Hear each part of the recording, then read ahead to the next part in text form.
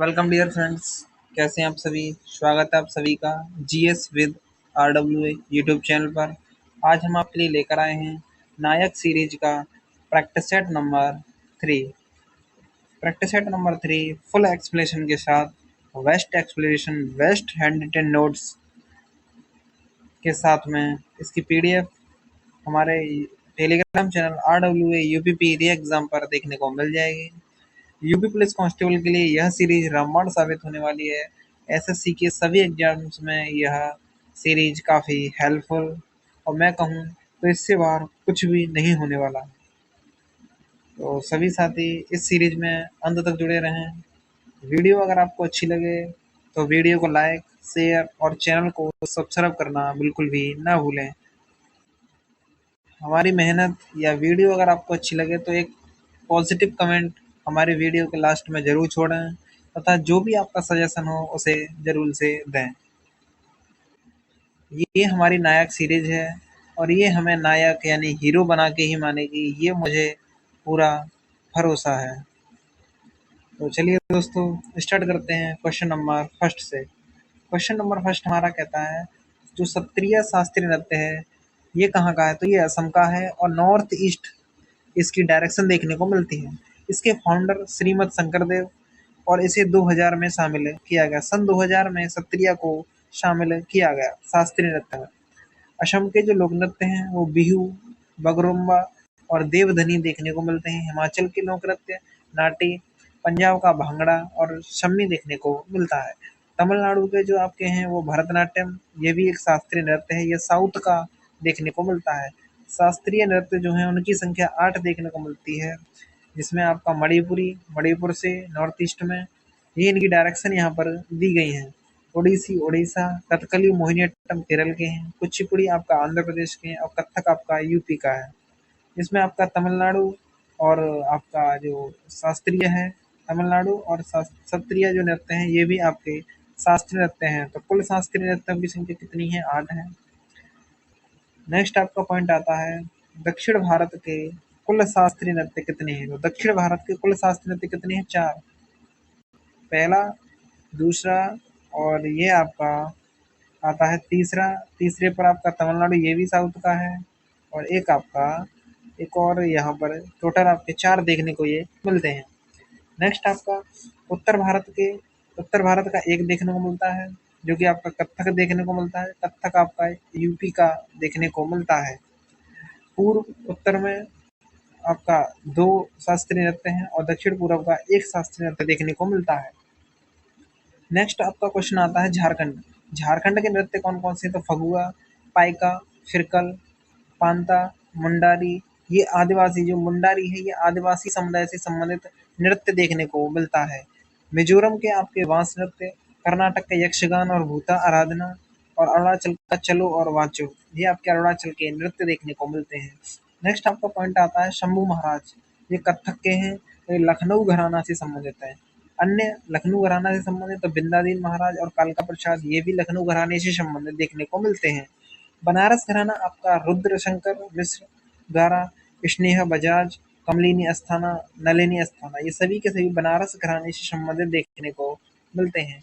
Next आपका point आता है तबला के वादक। तबला वादक कौन कौन है? तो उस्ताद सफात खान, किशन महाराज, जाकिर हुसैन, त्रिलोक गुट्टू, अल्लाह रख्या खां, ये आपके तबला वादक हैं। रुद्र वीणा आपके अली खान, वायलिन रागिनी शंकर और हारमोनियम के वादक तुलसी दास बोरकर देखने को मिलते हैं। नेक्स्ट क्वेश्चन आपका उत्सव महोत्सवों से देखने को मिलता है, त्योहारों से। असम का दौल उत्सव असम का है जो कि होली, ये होली का ही दूसरा नाम है जिसे असम में दौल के रूप में मनाया जाता है। असम के अन्य बिहू, रजनीगवरा, हरनीगवरा, रोंगकर, वैसागु, अली ए लेगांग, चाय, अम्बुआची, दिहिंग पटकाई, ये आपके अन्य असम के नृत्य हैं। इनको याद करने की ट्रिक कुछ इस प्रकार से है कि आज शाम जो बहू आई है ना, बहू, वो तो भैया रेंग के चलती है, रेंग के। और इससे तो चाय भी ना बनाना आए।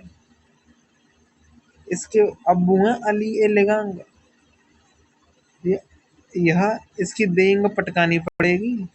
इस प्रकार से आप कुछ न याद कर सकते हैं। नेक्स्ट आपका पॉइंट बिहार उत्सव, ये छठ पूजा और बेहुला से संबंधित है। छत्तीसगढ़ के पोला और हरेली और उत्तराखंड का हरेला, उत्तराखंड का जो उत्सव है वो हरेला है और छत्तीसगढ़ का है पोला और हरेली। नेक्स्ट आपका पॉइंट होने वाला है महाराष्ट्र, महाराष्ट्र का गुड़ी पड़वा जो कि न्यू ईयर है यानी नववर्ष, नववर्ष है यह किसका, यह आपका महाराष्ट्र का नववर्ष है गुड़ी पड़वा। होली, होली फाल्गुन फाल्गुन माह पूर्णिमा के दिन मनाई जाती है। होली की अन्य रूप फगुआ होली बिहार में, दौल यात्रा के रूप में होली मनाई जाती है वेस्ट बंगाल में, रंग पंचमी के रूप में महाराष्ट्र में, मंजन कुली के रूप में केरल में और होला मोहल्ला के रूप में पंजाब में इसको मनाते हैं। नेक्स्ट आपका पॉइंट आता है पुरुष क्रिकेट विश्व कप की शुरुआत 1975 में, जो कि एक वनडे विश्व कप देखने को मिलता है। 1975 और 1979 का जो वर्ल्ड कप है वो वेस्ट इंडीज ने जीता था। 83 और 2011 का भारत द्वारा इसे जीता गया। 2011 में भारत के कैप्टन महेंद्र सिंह धोनी, MS धोनी देखने को मिलते हैं। 1987, 1999, 2003, 2007, 2015, 2023 में ऑस्ट्रेलिया ने 6 बार, सबसे ज्यादा बार ऑस्ट्रेलिया ने वनडे विश्व कप जीता है। 1992 में पाकिस्तान ने और 1996 में श्रीलंका ने इसे जीता है। 2003 और 2023 में भारत विश्व कप उप विजेता रहा, यानी भारत फाइनल में भारत की हार हुई और फाइनल में भारत की हार हुई और फाइनल से भारत हो गया बाहर। और जो 2023 का जो वनडे विश्व कप था, जो 2023 का जो वनडे विश्व कप था, यह आपका 13वां, यह आपका 13वां वनडे विश्व कप देखने को मिलता है। नेक्स्ट आपका पॉइंट आता है 2027 का जो वनडे विश्व कप का जो आयोजन है वो जिम्बाब्वे, दक्षिण अफ्रीका और नामीबिया में होगा। ICC T20 विश्व कप एक बार जीता है भारत ने और यह 2007 में इसकी शुरुआत हुई थी। पाकिस्तान को हराया था भारत ने 5 रन से इसमें। एक बार उपविजेता रहे श्रीलंका के खिलाफ 2014 में, यानी भारत एक बार उपविजेता रहा है। श्रीलंका के खिलाफ फाइनल में हार मिली थी भारत को 2014 में। भारत में T20 विश्व कप का आयोजन 2016 में एक बार हुआ है केवल। 2022 में T20 विश्व कप जीता इंग्लैंड ने और हार हुई पाकिस्तान की। नेक्स्ट आपका पॉइंट आता है 2024 में जो T20 विश्व कप का आयोजन है वो अमेरिका और वेस्ट इंडीज में होने वाला है। नेक्स्ट आपका पॉइंट आता है फैजाबाद में क्या है, तो डॉक्टर BR अम्बेडकर बहुउद्देशीय स्टेडियम, मोटेरा स्टेडियम भारत का सबसे बड़ा स्टेडियम देखने को मिलता है। कानपुर में ग्रीन पार्क स्टेडियम है, रूप सिंह स्टेडियम आपका ग्वालियर में है, लाल बहादुर स्टेडियम आपका हैदराबाद में है और आपका लखनऊ स्टेडियम लगो आपका जो केडी बाबू स्टेडियम है, जो केडी बाबू स्टेडियम है वो आपका लखनऊ में है। कटक जो आपका उड़ीसा में देखने को मिलता है, यहाँ पर बारावती स्टेडियम देखने को मिलता है। जमशेदपुर झारखंड में कीनन स्टेडियम और चेपक स्टेडियम तमिलनाडु चेन्नई में देखने को मिलता है। बेंगलोर में M चिन्नास्वामी स्टेडियम देखने को मिलता है। नेक्स्ट आपका पॉइंट शतरंज के जो डब्बे होते हैं, जो विषाद जिन्हें कहते हैं, उनमें 32 सफेद होते हैं और 32 काले होते हैं तथा इनमें इस तरीके का यह दिखता है। जो आपका शतरंज होता है इस प्रकार का यह होता है तथा इसमें ये डब्बे इस टाइप से होते हैं। टोटल 8 डब्बे इधर से, 8 डब्बे टोटल इधर से इसमें देखने को मिलते हैं। तो एक तरफ से इसमें दिया गया, एक तरफ से 8 इसमें प्यादे होते हैं। प्यादे कितने होते हैं? 8 होते हैं। 2 बिशप होते हैं, 2 शूरवीर, 2 हाथी, 1 राजा, 1 रानी इसमें देखने को मिलती है। नेक्स्ट आपका पॉइंट बनता है भारतीय संविधान के अनुसार कौन सर्वोच्च है, तो संविधान ही सर्वोच्च देखने को मिलता है। नेक्स्ट आपका पॉइंट आता है प्रस्तावना से। प्रस्तावना में 5 प्रकार की स्वतंत्रता है जिनका वर्णन यहाँ पर दिया गया है। समाजवादी, नेक्स्ट आपको क्वेश्चन नंबर 12 आता है समाजवादी एवं पंथ निरपेक्ष शब्द जोड़े गए, तो 42वें संविधान संशोधन 1976 के द्वारा यह जोड़े गए और इसे लघु संविधान कहा गया। इसे क्या कहा गया? लघु संविधान कहा जाता है प्रस्तावना को। प्रस्तावना को भारतीय संविधान का आत्मा भी कहा जाता है। प्रस्तावना में 3 प्रकार के न्याय, 5 प्रकार की स्वतंत्रता, 2 प्रकार की समानता और 1 भ्रातृत्व बंधुत्व इसमें दिया गया है। नेक्स्ट आपका पॉइंट आता है कॉमनवेल्थ से। भारत राष्ट्रमंडल का सदस्य कब बना, तो 1949 में बनता है। धर्मनिरपेक्ष का क्या अर्थ है, तो धर्मनिरपेक्ष का अर्थ है कि भारत के किसी भी राज्य में कोई विशेष धर्म नहीं होगा, कोई धर्म नहीं होगा, सभी लोग अपनी इच्छा के अनुसार अपने धर्म को मानेंगे तथा राज्य में कोई स्पेशल धर्म नहीं होगा। नेक्स्ट आपका क्वेश्चन नंबर 16 हड़प्पा स्थल और इनकी स्थिति क्या है? तो मांडा आपका जम्मू कश्मीर और दैमाबाद महाराष्ट्र में देखने को मिलता है। इंडस वैली सिविलाइजेशन में जो आपके सबसे जो आपका उत्तरी देखने को मिलता है तो वो है आपका मांडा। मांडा आपका सबसे उत्तरी देखने को मिलता है जम्मू कश्मीर में, और यह चेनाब रिवर के किनारे देखने को मिलता है।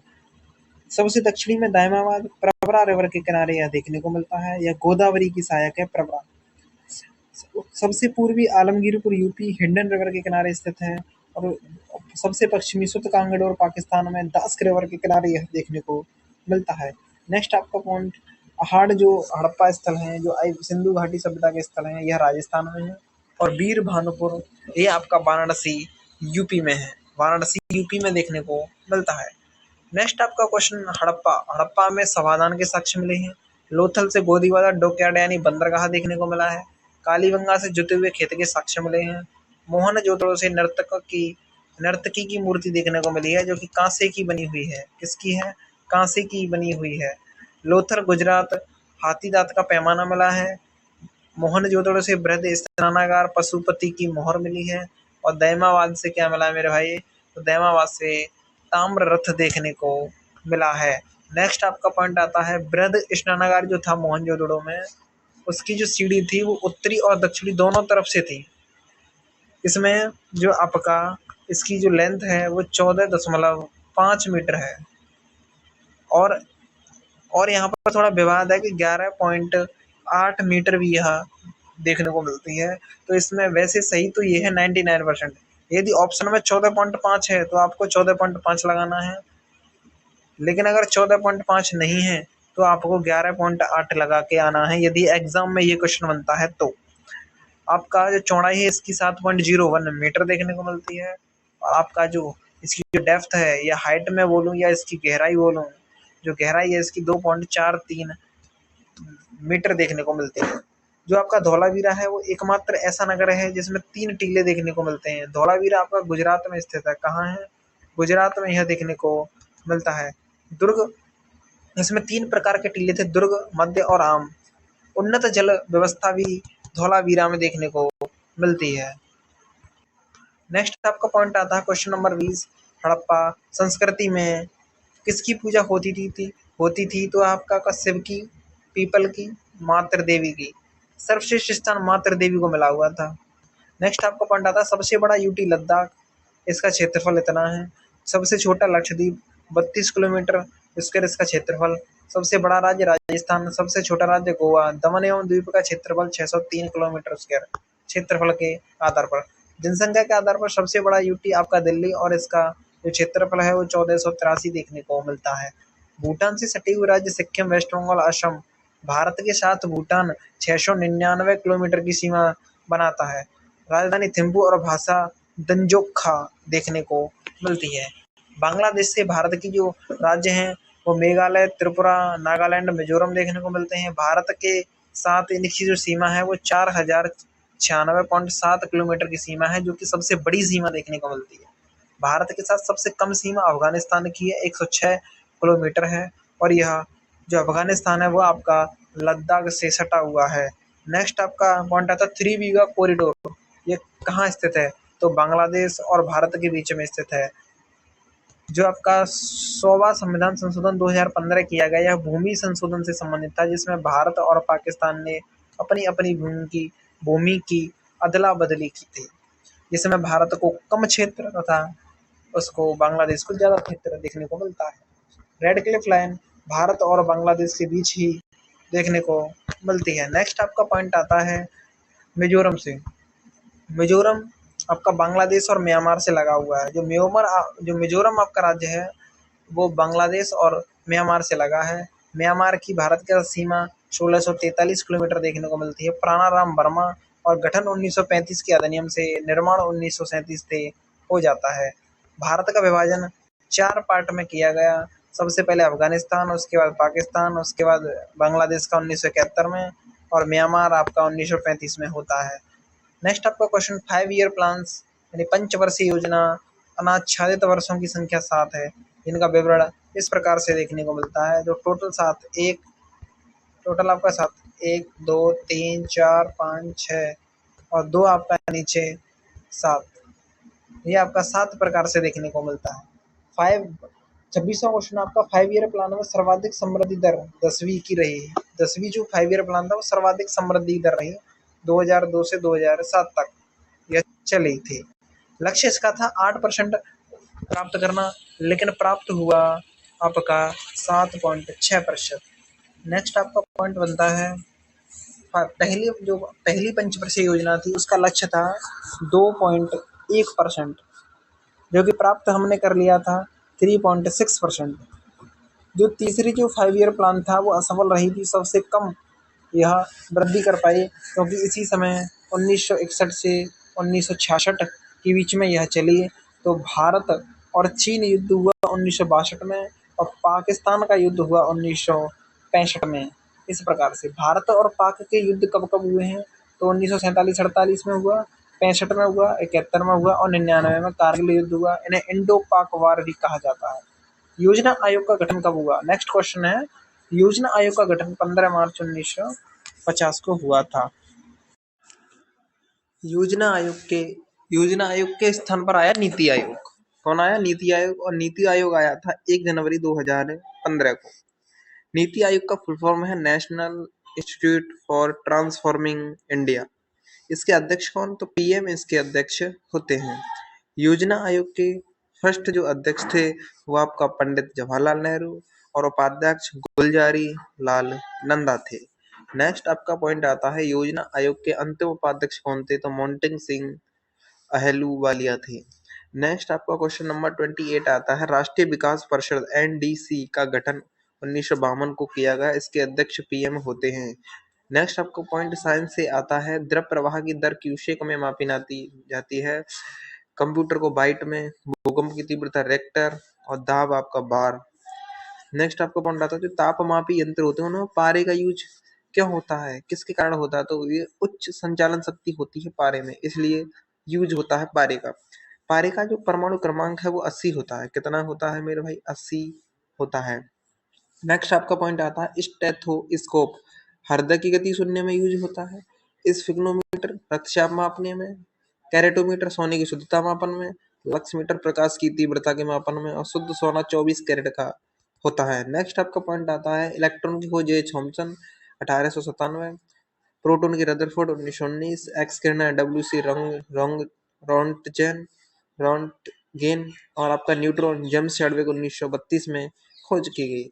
समस्थानिक क्या होते हैं? तो प्रोटॉन समान हो और न्यूट्रॉन भिन्न हो समस्थानिक कहलाते हैं। समन्यूट्रॉनिक जिनमें न्यूट्रॉनों की संख्या समान हो। समदावेग जिसमें परमाणु भार बराबर हो। समस्थानिक जैसे कि 1s1, 1s2, 1s3, tritium, deuterium और प्रोटियम। जो आपका परमाणु क्रमांक होता है उसे जेड से डिनोट करते हैं तथा परमाणु क्रमांक प्रोटॉन के बराबर होता है और प्रोटॉन बराबर होते हैं इलेक्ट्रॉन के। अगर आपको न्यूट्रॉन की संख्या निकालनी है तो ए माइनस जेड, यानी कि आपका परमाणु भार माइनस का परमाणु क्रमांक बराबर न्यूट्रॉनों की संख्या। नेक्स्ट पॉइंट आपका बनता है विटामिन। विटामिन ई के स्रोत कौन कौन से हैं? तो गेहूं, अंकुर का तेल, मूंगफली, बादाम, सूरजमुखी, मक्का है। विटामिन ए व डी में क्या पाया जाता है? दूध, पनीर, अंडे पाए जाते हैं। विटामिन ए में गाजर, पालक, पपीता। विटामिन डी में दूध, मशरूम, मछली पाया जाता है। कोलेस्ट्रॉल क्या है? कोलेस्ट्रम आपका नवजात शिशु के लिए यह कल्याणकारी मूल्यवान माना जाता है। यह माँ के दूध में पाया जाता है और यह केवल जन्म के बाद माँ के दूध में आता है, केवल एक बार यह आता है। भारत रत्न पाने वाले 50वें व्यक्ति कौन है? तो लाल कृष्ण आडवाणी है। इनकी एक बुक है my country my life, famous book इनकी देखने को मिलती है। 49वें कर्पूरी ठाकुर, 52वें चौधरी चरण सिंह, 53वें MS स्वामीनाथन और आपके जो 51वें PV नरसिम्हा राव देखने को मिलते हैं। प्रथम भारत रत्न प्राप्त करता तो C राजगोपालाचारी 1964। स्वयं योजना पंजाब सरकार द्वारा चलाई जा रही है और सरकार तुहाड़े द्वार योजना ये भी आपका पंजाब सरकार के द्वारा चलाई जा रही है। नूतन उन्नति योजना उड़ीसा की है और ऊंट संरक्षण योजना जो है आपके राजस्थान के द्वारा चलाई जा रही है। जो बिम्स्टेक एक्वाटिक्स जो चैंपियनशिप है उसका आयोजन न्यू दिल्ली में किया जा रहा है। श्यामा प्रसाद मुखर्जी स्टेडियम में हुआ है। एथलीट इसमें 268 एथलीटों ने भाग लिया।